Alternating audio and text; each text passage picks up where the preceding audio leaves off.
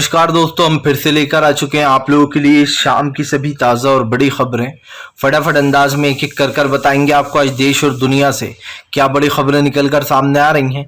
लेकिन उससे पहले दोस्तों एक नज़र डालेंगे सुर्खियों पर।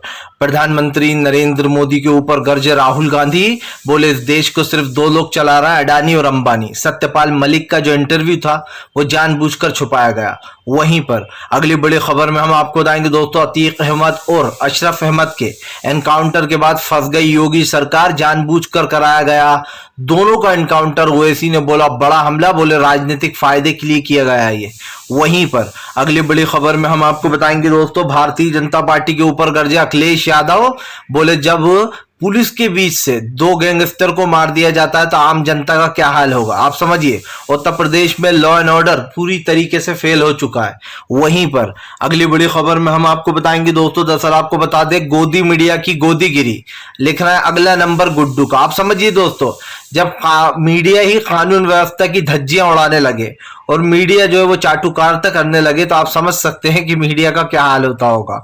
वहीं पर अगली बड़ी खबर में हम आपको बताएंगे दोस्तों, अरविंद केजरीवाल ने कर दिया ऐलान, सीबीआई पर ठोकेंगे केस। दरअसल आपको बता दें कि सीबीआई को बताया कुछ जाता है और कोर्ट में सीबीआई पेश कुछ करती है। यानी कि दोस्तों इनसाइड स्टोरी ये है कि कहानी कुछ और है लेकिन सीबीआई बता कुछ और रही है, इसके बारे में भी आपको बताएंगे। वहीं पर सत्यपाल मलिक का बड़ा खुलासा, बोले सरकार की यही नाकामी है, प्रधानमंत्री नरेंद्र मोदी को भ्रष्टाचार से नहीं है कोई भी परहेज, प्रधानमंत्री भ्रष्टाचार को देते हैं बढ़ावा। बताएंगे सत्यपाल मलिक के खुलासे के बाद क्यों बैकफुट पर है भारतीय जनता पार्टी और जानबूझकर मुद्दा भटकाने के लिए अतीक और अशरफ का हुआ है एनकाउंटर। वहीं पर अगली बड़ी खबर में हम आपको बताएंगे दोस्तों, दरअसल आपको बताते चले अतीक अहमद के एनकाउंटर के बाद बसपा ने घेरा बीजेपी को, बोले लॉ एंड ऑर्डर की पूरी तरीके से उड़ रही उत्तर प्रदेश में धज्जियां। अब कोर्ट और कानून पर किसी को भरोसा नहीं दोस्तों, क्योंकि जब लाइव ही भैया इस तरीके के वो होने लगे एनकाउंटर तो आप समझिए फिर अदालतों पे तो ताला लग जाएगा। इसके बारे में भी आपको बताएंगे। तो सारी खबरें फटाफट अंदाज में देंगे, एक एक कर देंगे। लेकिन फिलहाल बढ़ते हैं सबसे पहली और सबसे बड़ी खबर की ओर। दरअसल दोस्तों अतीक अहमद के लाइव इनकाउंटर के बाद बुरी फंस गई है योगी सरकार। ये सिर्फ इनकाउंटर नहीं है दोस्तों, ये लोकतंत्र की हत्या भी है। आप समझिए, अगर अभी ये ही कांड किसी बड़े देश में हुआ होता दोस्तों, अमेरिका, यूके या विदेशी देशों में, तो अब तक दोस्तों वहां की सरकार को निरस्त कर दिया होता, वहां की सरकार को दोस्तों इस्तीफा देना पड़ जाता। लेकिन आप समझिए उत्तर प्रदेश में लॉ एंड ऑर्डर तो है नहीं। जो लोग जीरो टॉलरेंस की बात करते हैं दोस्तों, उन लोगों को शर्म आना चाहिए। शर्म इसलिए आना चाहिए क्योंकि आप उत्तर प्रदेश में कहते हो कि हमारे यहां पर जीरो टॉलरेंस है। जीरो टॉलरेंस का आप मतलब भी जानते हो? जहां पर क्राइम नहीं होता उसको कहते हैं जीरो टॉलरेंस। लेकिन दोस्तों उत्तर प्रदेश में तो आए दिन आप समझिए महिलाओं के साथ रेप कर दिया जाता है, लूटपाट हो जाती है, चोरी चकारी हो जाती है, और उसके बाद भी बीजेपी की बेशरम सरकार कहती है कि उत्तर प्रदेश में जीरो टॉलरेंस है। आप समझिए, यही नहीं दोस्तों, लाइव 4 लोग आते हैं, वो मीडिया के बीच में घुस जाते हैं, मीडिया में घुसकर अतीक अहमद और उसके भाई अशरफ अहमद के ऊपर 10 राउंड की फायरिंग करते हैं। अफसोस की बात यह है कि 10 गोलियां चलने के बाद पुलिस जो है दोस्तों वो उन लोगों को वहीं पर गिरता हुआ छोड़कर भग जाती है। इससे पहले ये सीन आपने फिल्मों में देखा होगा। जाहिर सी बात है इस क्राइम सीन को तैयार करने में योगी सरकार को बहुत टाइम लगा होगा। अफसोस की बात यह है दोस्तों कि हमारे देश में आज कानून नहीं, हमारे देश में बंदूक के बल पर जो है कानून चल रहा है। और उत्तर प्रदेश के तो क्या कहने, वहां पे लॉ एंड ऑर्डर तो कुछ है ही नहीं। आपको तो पता ही है कि उत्तर प्रदेश में जो है यहाँ पर योगी आदित्यनाथ के उल्टे सीधे कानून चलते हैं। यही नहीं, जब कल अशरफ और अतीक पर गोली चलाई गई तो सवाल उठने लगे कि क्या उत्तर प्रदेश की पुलिस जो है सो रही थी। आप समझिए 4 लोग आते हैं, एक मीडिया दोस्तों ऐसे किसी को घुसने नहीं दिया जाता है, एक मीडिया आई कार्ड जो है अपने गले में लटकाते हैं और कहते हैं हम मीडिया पर्सन है।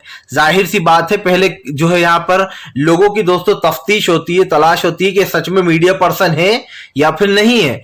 4 लोग मीडिया पर्सन बनकर आते हैं, अतीक और अशरफ को वहां पर ढेर कर देते हैं ओनली 10 सेकंड में। ये मानकर चलिए आप 10 सेकंड के अंदर 2 लोगों को मार दिया जाता है। उसके बाद वो लोग अपने आप को सरेंडर भी कर देते हैं। हंसने वाली बात यह है कि भैया जो लोग उन दोनों पर गोली चला रहे थे उनके ऊपर पुलिस ने एक भी राउंड फायरिंग नहीं की। अगर उन लोगों पर दोस्तों फायरिंग हुई होती तो उनका भी इनकाउंटर हो गया होता, लेकिन जानबूझकर उन लोगों को भेजे इसलिए गया था ताकि वह अतीक और अशरफ को इनकाउंटर कर पाए।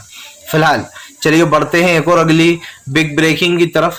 बता दोस्तों अगली जो बड़ी खबर निकल कर आ रही है, आपको बता दें सत्यपाल मलिक के खुलासे के बाद बीजेपी आई बैकफुट पर। सत्यपाल मलिक के खुलासे ने दोस्तों बीजेपी में हड़कंप मचा दिया है।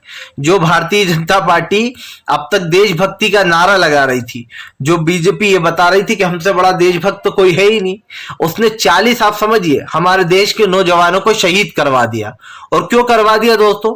अगर 3 जेट दे दिए जाते उन लोगों को जो पुलवामा हमला हुआ था 2019 में, यानी कि 2019 में वो जो हमला हुआ था दोस्तों, अगर उसमें आप समझिए प्राइवेट प्लेन जेट दे दिए जाते तो वो जो 40 लोग जो कि शहीद हुए थे वो बच जाते। यही नहीं दोस्तों, सत्यपाल मलिक ने बड़ा खुलासा किया कि जब उन्होंने प्रधानमंत्री नरेंद्र मोदी से ये कहा कि इन लोगों की जान हमारी वजह से गई है, ये 40 नौजवान जो हमारे देश के शहीद हुए हैं ये हमारी वजह से हुए हैं, तब प्रधानमंत्री कहते हैं कि तुम चुप रहो, तुम्हें नहीं पता ये कुछ और वजह है। वाह भाई, मतलब आप एक राज्यपाल को बता रहे हो कि इसमें हमारी गलती नहीं है, तुम चुप रहो अभी। यही नहीं दोस्तों, जब सत्यपाल मलिक आपको बता दे गोवा के राज्यपाल हुआ करते थे, तब प्रधानमंत्री नरेंद्र मोदी से उन्होंने कई करप्शन के बारे में बात की।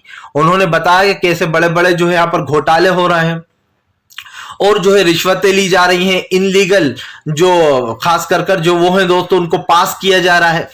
लेकिन इस पर सत्यपाल मलिक ने जब शिकायतें करना शुरू करी तो उल्टा प्रधानमंत्री ने सत्यपाल मलिक का वहां से ट्रांसफर कर दिया और जल्दबाजी में उनको आपको बता दें जब वो गोवा के राज्यपाल थे तो उनका वहां से ट्रांसफर करा दिया गया जल्दबाजी में। यही नहीं दोस्तों, सत्यपाल मलिक ने जब प्रधानमंत्री के बारे में किसान आंदोलन के दौरान ये बोला कि प्रधानमंत्री में घमंड आ गया है दिल्ली आने के बाद, यानी कि इस देश का प्रधानमंत्री बनने के बाद, तो सत्यपाल मलिक को न सिर्फ पद से हटा दिया गया बल्कि आज उनकी दोस्तों सुरक्षा भी छीन ली गई है। वो दिल्ली के एक किराए के मकान में रहते हैं। अब आप समझ सकते हैं कि सत्यपाल मलिक जिसकी जान को आए दिन खतरा है, जिसकी सुरक्षा अच्छी खासी होना चाहिए, लेकिन सत्यपाल मलिक की सुरक्षा छीन रखी है, जिसका अर्थात ये होता है दोस्तों कि बीजेपी हर उस इंसान की सुरक्षा छीन लेती है जो बीजेपी के खिलाफ है। फिलहाल चलिए बढ़ते हैं एक और अगली बिग ब्रेकिंग की तरफ। बता दोस्तों अगली जो बड़ी खबर निकल कर आ रही है, आपको बता दें अरविंद केजरीवाल का बड़ा ऐलान, बोले सीबीआई के ऊपर हम ठोकेंगे अब केस। आपको बता दें दरअसल सीबीआई के ऊपर गंभीर आरोप लगा दिए हैं अरविंद केजरीवाल ने। केजरीवाल का कहना है कि सीबीआई को कुछ और बताया जाता है, यानी कि दोस्तों जब सीबीआई आपके बयान लेती है तो उसमें जो भी बयान देने वाला है वो बताता कुछ और है, लेकिन सीबीआई कोर्ट में कुछ और पेश करती है। दरअसल दोस्तों यहां पर पूरा मामला आप समझने की कोशिश कीजिए, हम आपको जो है बड़े इजीली समझाते हैं। मान लीजिए दोस्तों आप किसी फिल्म की स्टोरी लिख रहे हैं, स्टोरी आपने अपने हिसाब से लिख दी, लेकिन अचानक से दोस्तों जब फिल्म शूट होने लगी तो वो स्टोरी अचानक से चेंज हो जाती है। अब जो फिल्म का प्रोड्यूसर है वो सोचेगा भाई मैंने तो स्टोरी कुछ और लिखी थी, जाहिर सी बात है ये फिल्म की स्टोरी में चेंजेस कैसे आ गए। बस वैसा ही सीबीआई का हो रहा है दोस्तों, बयान देने वाला सीबीआई को बताता कुछ और है, लेकिन सीबीआई जो है दोस्तों वो कोर्ट के सामने कुछ और पेश करती है। अरविंद केजरीवाल ने कहा कि मैं सीबीआई के अधिकारियों के ऊपर केस करूंगा क्योंकि मनीष सिसोदिया के 14 यानी कि जो 14 फोन थे दोस्तों वो खुद ईडी सीबीआई की कस्टडी में है। लेकिन आपको बताते चले सीबीआई और ईडी ने यह आरोप लगाया है कि मनीष सिसोदिया ने अपने 14 यानी कि 14 जो फोन है वो डिस्ट्रॉय कर दिए हैं, यानी कि जो सबूत थे उसको डिस्ट्रॉय कर दिया गया, वो मिटा दिए गए। सवाल यही नहीं है दोस्तों, सवाल ये है कि वो जो 14 फोन का जो जिक्र किया जा रहा है वो पूरे के पूरे 14 फोन दोस्तों ईडी और सीबीआई की गिरफ्त में ही है मनीष सिसोदिया के। तो सवाल ये उठता है कि जब वो फोन आपकी ही कस्टडी में है तो आप ये कैसे बोल सकते हो कि मनीष सिसोदिया ने वो 14 फोन डिस्ट्रॉय कर दिए। इसीलिए दोस्तों आम आदमी पार्टी जो है वो अब इस केस को लेकर सीबीआई के ऊपर ही मुकदमा करने वाली है, क्योंकि केजरीवाल का कहना है कि अगर ये लोग कहते हैं कि मैं भ्रष्टाचारी हूं तो फिर इस देश में कोई भी ईमानदार नहीं है। यानी कि दोस्तों केजरीवाल को ऐसा लगता है कि अगर उनसे भ्रष्टाचारी कह दिया गया तो अब पूरी दुनिया में कोई भी ईमानदार नहीं है। देखिए दोस्तों, बात केजरीवाल या मनीष सिसोदिया की नहीं है, बात सच या झूठ की है। और सच या झूठ में हालांकि दोस्तों केजरीवाल अभी कुछ समय तक बीजेपी की चाटुकारिता करते थे। केजरीवाल को लगता था कि मैं बीजेपी का साथ दूंगा तो मेरे ऊपर कोई आंच नहीं आएगी, लेकिन जब खुद के ऊपर आंच आने लगी तो कैसे विपक्षी एकता की पीपड़ी बजाने लगे। कहते हैं ना दोस्तों कि तिनके डूबते को तिनके का सहारा होता है, बस वही तिनके का सहारा अब विपक्षी एकता में केजरीवाल को नजर आ रहा है। वरना अभी कुछ दिन पहले तक तो बीजेपी की हाँ में हाँ मिलाया करते थे। आपको याद होगा एनआरसी सीएए के वक्त जब पत्थरबाजी हुई तो बकायदा उन मुसलमानों के नाम दिए गए जिन्होंने पत्थरबाजी की नहीं थी। उसके बावजूद भी केजरीवाल ने कहा आपको जो कार्रवाई करना है करो, इनके ऊपर मैं नहीं बोलूंगा। लेकिन आज जब खुद की पार्टी के ऊपर एक के बाद एक मंत्री अंदर जा रहा है तो केजरीवाल को दोस्तों आप समझिए इंसाफ की गुहार लगाना पड़ रही है। चलिए बढ़ते हैं एक और अगली बिग ब्रेकिंग की तरफ। बता दोस्तों, बसपा से लेकर समाजवादी पार्टी तक योगी आदित्यनाथ के ऊपर हुई हमलावर लॉ एंड ऑर्डर की उड़ाई धज्जियां। आपको बताते चले दोस्तों, लॉ एंड ऑर्डर को लेकर योगी आदित्यनाथ की सरकार अब घिर गई है। यही नहीं, बसपा, समाजवादी पार्टी, कांग्रेस, लगातार तमाम पार्टियां योगी का इस्तीफा मांगने को अब तत्पर आ गई हैं। दरअसल दोस्तों, कल जिस तरीके से ऑन कैमरा या फिर यूं कहते हैं दोस्तों लाइव जिस तरीके से अतीक अहमद और उसके गैंगस्टर भाई अशरफ अहमद की हत्या हुई, इन दोनों को लेकर अब सियासी बवाल शुरू हो गया है। यही नहीं, ये सियासी बवाल दोस्तों अब बदलता हुआ नजर नहीं आ रहा है, क्योंकि जाहिर सी बात है 4 नौसिखिया आते हैं और आप समझिए दोस्तों, लेकिन इन नौसिखियों का बंदूक पकड़ने का स्टाइल, गोली चलाने का मेन निशाना देखकर आप समझ जाएंगे कि ये दोस्तों इस चीज में बहुत पहले से हैं। इन लोग को अच्छे से पता है कैसे गोली चलाना है, कहां पर निशाना लगाना है और कहां पर गोली मारने से इंसान 2 मिनट में दम तोड़ देता है। इन लोग ने दोस्तों जानबूझकर अशरफ और अतीक के भेजे में गोली मारी, क्योंकि ये आप भी जानते हैं वहां गोली लगे तो इंसान 2 मिनट में मर जाता है। इसीलिए उन दोनों को निशाना वहीं पर बनाया गया। लेकिन दोस्तों आसपास बकायदा आप पुलिस की अगर सुरक्षा देखेंगे तो बसपा ने आरोप लगाया कि वहां पर पुलिस की सुरक्षा थी नहीं। अगर आप देखें तो दोस्तों महज 8 से 10 पुलिस वाले होंगे मुश्किल से। और आप समझिए इतने बड़े 2 गैंगस्टर भाई जिनके ऊपर दोस्तों मर्डर का आरोप है, तमाम आरोप हैं, उन लोगों की सुरक्षा में सिर्फ 8 से 10 पुलिसकर्मी जब उनका टेस्ट कराने के लिए हॉस्पिटल ले जाया जाता है, बस वहीं पर वो गुड्डू का नाम लेते हैं। गुड्डू भी दोस्तों गैंगस्टर है, उसका नाम जैसे ही वो लेते हैं कि गुड्डू मुस्लिम है, इतने में उन दोनों को। और ये नहीं दोस्तों, बात है कि ये भी उठ रही है कि जब उन दोनों को मारा गया तो एक नारा लगाया गया, और ये नारा दोस्तों कौन लोग लगाते हैं सब जानते हैं, वीएचपी के नेता, बजरंग दल के नेता और विश्व हिंदू परिषद के नेता। ये लोग दोस्तों जगह जगह जय श्री राम के नारे लगाते हैं, और वही के वो नारे कल अशरफ और अतीक को मारते समय लगाए गए। 2 नारे बोले गए कि जय श्री राम। आप समझिए दोस्तों, जय श्री राम का नारा जो है दोस्तों वो एक बहुत पावन नारा है। अगर आपको ना पता हो तो बता दूं, इस नारे का मतलब इन लोगों को भी नहीं पता है। भले ये धर्म से जो लोग कुछ भी होते होंगे, हिंदू भी होते होंगे, लेकिन दोस्तों जय श्री राम का नारा एक बहुत पावन नारा माना जाता है। और इस नारे को दोस्तों आप समझिए आजकल हर कहीं यूज किया जाता है। उन लोगों ने गोली मारते वक्त जय श्री राम का नारा लगाया। सियासत सब जब तेज हो गई, जब विपक्षी पार्टियों ने यह आरोप लगाया कि योगी ने भरे पार्लियामेंट में यह कहा था कि मैं मिट्टी में मिला दूंगा, और जानबूझकर उन दोनों का एनकाउंटर योगी ने कराया है। ये आरोप अब योगी आदित्यनाथ की सरकार पर लग रहे हैं। और सच पूछिए दोस्तों तो सारी कड़ियां वहीं जाकर जुड़ रही हैं, क्योंकि ऐसा तो जाहिर सी बात है हमने अब तक फिल्मों में ही देखा था। फिल्मों में ही ऐसी कहानी लिखी जाती है जिस पर विश्वास करना मुश्किल होता है, लेकिन समथिंग लोग थोड़ा बहुत कर लेते हैं कि ये एक फिल्म है, हम एक फिल्म की तरह देख रहे हैं इसको, राइट। जाहिर सी बात है फिल्मों को निजी जिंदगी में तो नहीं ला सकते, और ना ही फिल्में जो दोस्तों निजी जिंदगी से प्रेरित होती है। कुछ कहानियां होती है रियल लाइफ पर, लेकिन दोस्तों रियल लाइफ में ऐसा बिल्कुल नहीं होता है।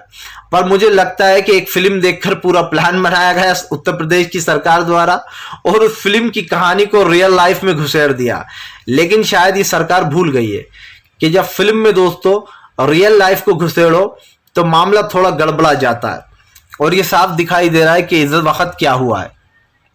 उत्तर प्रदेश में दोस्तों कानून व्यवस्था का अब कोई भरोसा नहीं है, और ये मायावती इसलिए भी कह रही हैं क्योंकि आने वाले समय में सब जानते हैं दोस्तों कि उपचुनाव होने वाले हैं। उपचुनाव के अंदर अखिलेश पहले से ये कह रहा है कि ये सब कुछ उसी चीज के लिए हो रहा है।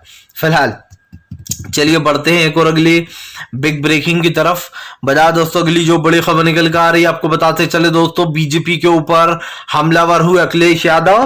बोले क्या यही लॉ एंड ऑर्डर है बीजेपी का? आपको बताते चले अखिलेश यादव ने बीजेपी के ऊपर ट्वीट कर तंज कसा है। अखिलेश यादव का ये ट्वीट दोस्तों बहुत ही दिलचस्प और सोचने लायक है।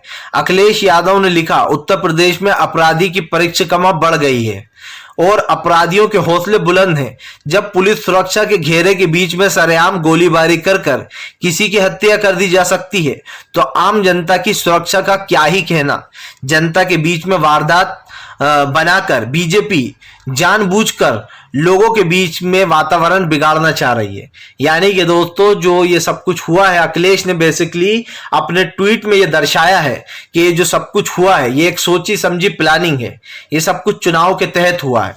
यही नहीं दोस्तों, अखिलेश यादव ने यह भी कहा कि दो व्यक्ति जब बार बार कह रहा है कि हमें उत्तर प्रदेश में हमारी जान को खतरा है, हमें कोई मार देगा, उसने सुप्रीम कोर्ट में भी एक याचिका दायर की थी। अगर आपको याद ना हो तो मैं बता दूं दोस्तों कि जब अतीक अहमद को सबसे पहली बार गुजरात जेल से उत्तर प्रदेश लाया जा रहा था अभी हाल ही में, तब अतीक अहमद ने एक याचिका दायर की थी सुप्रीम कोर्ट में।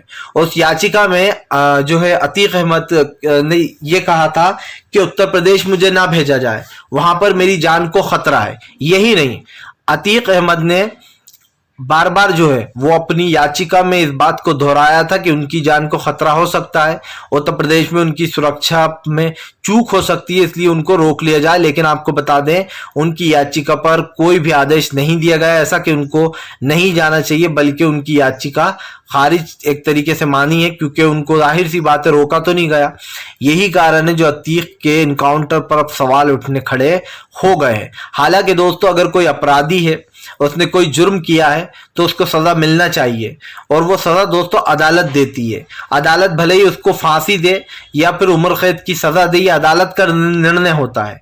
जाहिर सी बात है दोस्तों पूरे देश में लॉ एंड ऑर्डर चल रहा है और हमें कानून पर दोस्तों विश्वास रखना चाहिए। हमने कई ऐसे धुरंधर देखे जिनको दोस्तों फांसी की सजा हुई है और वो सही भी हुई है। अगर आप कोई क्राइम करते हो बड़ा, अगर आप जुर्म से जुड़े हुए हो, अगर आप देश के लॉ एंड ऑर्डर के साथ खेलते हो, किसी गरीब को मारते हो, किसी के साथ बदउम्मती करते हो दोस्तों, तो उसकी सजा मिलती है, तो वो गलत नहीं है। लेकिन ये फैसला दोस्तों अदालत का है। अदालतें और कानून जज इसीलिए बनाए गए हैं कि वो फैसला दे सके दोस्तों। जाहिर सी बात है अगर कोई किसी के खिलाफ कोई गवाही देता है तो उसको वकील करने का भी हक होता है। इसीलिए तो कानून बनाया गया है कि कानून के हिसाब से चला जाए। बाबा साहब अम्बेडकर ने जो हमारे देश का संविधान लिखा है दोस्तों, वो बहुत सोच समझ कर लिखा है। इस संविधान में सबको एक जैसा जो है सम्मान दिया गया है, चाहे आप छोटे हो बड़े हो, किसी भी धर्म किसी की जात के हो, लेकिन इंसानियत जो है दोस्तों बड़ी चीज होती है।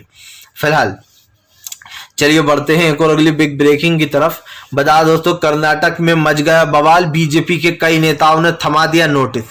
दरअसल दोस्तों जब से कर्नाटक की तारीखों का ऐलान हुआ है तब से भारतीय जनता पार्टी में भगदड़ मच गई है। आपको बताते चले कर्नाटक के अब जो बीजेपी के नेता हैं उन्होंने प्रधानमंत्री नरेंद्र मोदी को अल्टीमेट दे दिया है। आपको बताते चले दोस्तों उन्होंने एक तरीके से चेतावनी दे दी है। पूर्व सीएम जगदीश शेटर ने दोस्तों बीजेपी को चेतावनी दी है कि अगर उन्हें टिकट नहीं मिला तो वो जो है यहां पर इसका नुकसान बीजेपी को उठाना पड़ेगा। आपको बताते चले दोस्तों बीजेपी के पूर्व सीएम रह चुके जगदीश शेटर, उनका कहना है कि उनको टिकट नहीं दिया जा रहा। टिकट मांगने के लिए जगदीश शेटर ने गृह मंत्री अमित शाह और प्रधानमंत्री नरेंद्र मोदी से गुहार लगाई है। लेकिन आपको बता दें दोस्तों बीजेपी में अब तक 15 से ज्यादा इस्तीफे हो चुके हैं। बीजेपी में लगभग टिकटों को लेकर ही ये इस्तीफे हो रहा है। बीजेपी ने जिन लोगों को टिकट नहीं दिया वो लोग कहीं ना कहीं बगावत पर उतर आए हैं और वो लोग टिकट की मांग कर रहे हैं कि उनको टिकट दिया जाए। जिन लोगों को दोस्तों टिकट नहीं मिल रहा वो पार्टी छोड़कर कांग्रेस में शामिल हो रहा है। ये कहना गलत नहीं होगा दोस्तों कि नंदिनी और अमूल वर्सेस में पहले ही कहीं ना कहीं बीजेपी घिरी हुई थी और अब एक ये नया मुद्दा शुरू हो गया है जहां पर बीजेपी के ही नेता एक के बाद एक पार्टी छोड़ रहा है। तो ये कहना गलत नहीं होगा दोस्तों कि बीजेपी के नेता तो पार्टी छोड़ ही रहे हैं, लेकिन दोस्तों अब कर्नाटक में बीजेपी को हारने से कोई बचा नहीं पाएगा क्योंकि कई नेताओं ने अपने इस्तीफे पहले ही थमा दिए हैं। फिलहाल अगर आपको हमारा वीडियो अच्छा लगे तो लाइक करें।